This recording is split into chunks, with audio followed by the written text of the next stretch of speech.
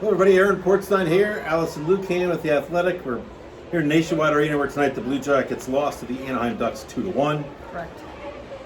I mean, Allison, this was kind of a chess match in the first period, kind of a food fight in the second.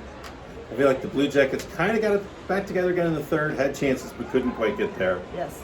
I feel like their margin for error is like razor thin right now. Do you feel that way?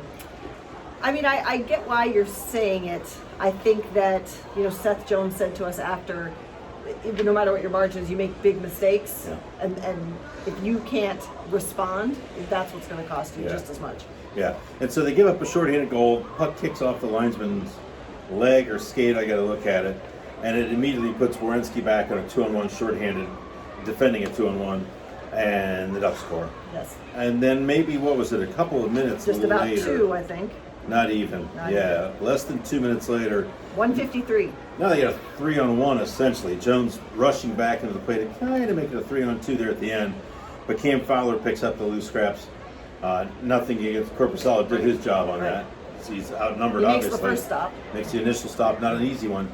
But the puck's laying there and Fowler cleans it up and it's 2-0. That, you get a feeling in a sense, in a game like this, you get the sense that that's enough. Yeah. Am I right? Yeah. Is that what the sense that you got? From the Ducks, you mean? Well, from the Blue Jackets' perspective, the Ducks up 2-0. That's a big hill. That's a big climb. hit. When you're looking at, we have to score 3 goals. Yes. To get out of this. Yes. At that point in the game. Right. I think mentally that's a big ask. I don't care who's in net. I don't care who's on your team. Yeah. Right. And they had chances tonight. They did. Yeah. They You did. go back to Bjorkstrand in the first. Yep. Big blaster in the power play.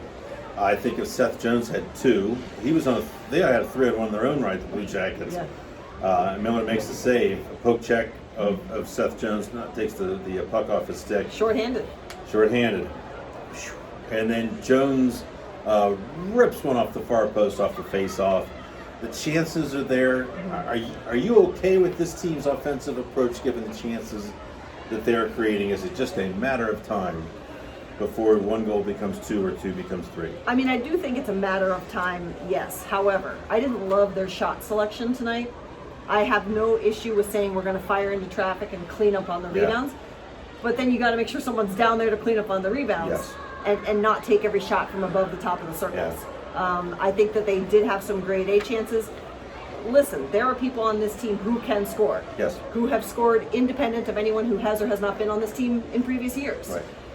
This has to break the right way eventually. Yeah. But I think that they can do some things to improve the odds of getting one in the net. Yeah.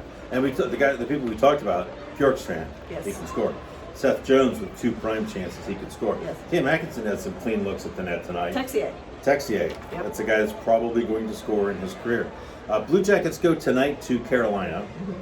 In the past, that has not been a marquee matchup, certainly. Those can be really hard games to watch. But wow, these Hurricanes are roaring right now, are they not? They are, and the Ducks as well. I mean, the Ducks come in here, I think it's their best start in franchise history, I saw, with 3-1 and 0, I think. But the Canes are rolling, and they are an offensive powerhouse. They beefed up their back end. This is going to be a big test for the Jackets, particularly the way Carolina plays. Yeah. Question for you here. Yes, I know what you're going to ask. Oh, see, now I wish I had like an alternate to go back on. Who do you start in goal tomorrow? Yep. Corpusalo. I agree. Yeah. To me, this is not the time to play around with that, and I would not want to put the backup goalie out. I just think of it this way. If you just discard what he did in his debut, Merzlikins we're talking about, 7 goals against in Pittsburgh. Even if you just discard that, I don't want my backup goalie making consecutive starts against division opponents. That's how I look at it. I agree. And as I said, the way that the Hurricanes play is so offensive. They just pepper, shot. And I don't want my backup goaltender in his second NHL start facing that kind of shot volume. Yeah. I just think that no matter where you are in your game, I think that's an unfair ask. Yeah, I thought Corpusalo was really good tonight. I did too. Yeah. Yeah. So no worries there. Corpusalo for a while. I don't know how long you let Merzlikins sit, but he's got to get in there soon at some point. It's going to come to a head. Anything else we need to add? I think we covered it. Yeah, kind of a short summary because kind of a game where not a ton of stuff happened. It kind of looked, right now there's a bunch of people skating. It's like a public skate.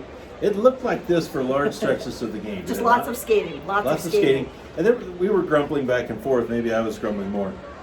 Guys were working hard to get the puck. Yes. and then just chucking it Yeah, I blindly was back to the not Ducks. happy with the transition play. Yeah. And Torts said that he thought they were slow, and I thought that was generous. Yeah. I thought they looked slow. I thought that their decision making wasn't great, Yeah. and that their execution on top of that wasn't great. Yeah, I just felt like the Ducks did as much of that as the Blue Jackets did in the first period. It's just an aggravating thing to watch, where you see guys battling for the puck, getting it. There was a great play in the first period. I think Wenberg made. It was a Wenberg and Texier. Would they have been? Yes. Yeah, they teamed up for some great play along the wall, and it kicks out to the center. And I think it was Wenberg just wheeled it blindly, thinking it was going. And they're like, well, now you've done all that work and just gave it up that easily. Yeah. And that was happening all over the ice. Yeah. Just kind of a frustrating game to watch aesthetically. Even if you love what these guys can do, it was kind of a hard game to watch. Well, who compared? Was it Zach Werenski who compared this team to the way the Islanders played last year? Yes. And it looked like that. It did. It looked like that. Yeah, except I think that's flattering to the Ducks. I agree. To be honest with you. I agree. and I think, and I don't know if Tortorella would agree with this, he wants his team this year to play like the Islanders play. Yeah. That's what they're gunning for. Yeah.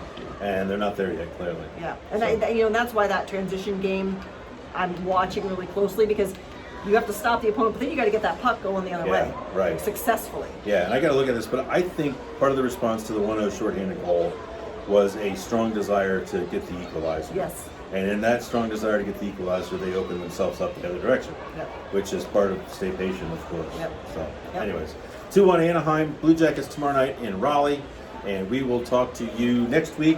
Dallas. Here in Nationwide Arena Wednesday. Wednesday. Wednesday? I think it's Wednesday. Tuesday or Wednesday. Wednesday. Whenever Dallas plays here next week, We'll talk be to here. you. Yes. Thanks for watching. Thanks for reading. Thanks for listening. Talk to you soon.